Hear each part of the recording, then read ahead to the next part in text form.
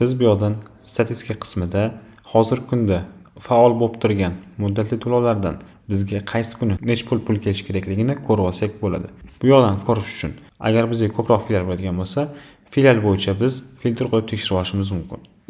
Keyingisi vaqt oralig'i kiritiladi. Masalan, 1-sentyabrdan ko'rishimiz mumkin 31-oktyabrgacha bizga qaysi kunlar necha pul to'lov kelishligini filtr knopkasini bosadigan bo'lsak, bizga ma'lumot chiqarib beradi.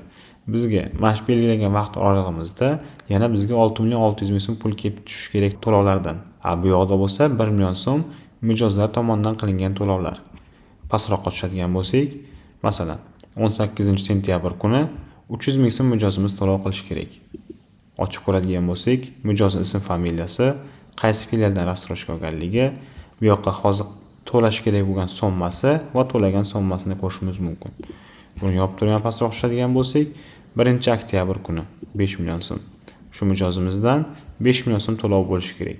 Biz bu yoqdan ko'rib olishimiz mumkin, bizga 1 oy mobaynida yoki 10 kun mobaynida qaysi mijozdan necha pul to'lov kelishligini va buni Excel ko'rinishida yuklab ham olsak bo'ladi.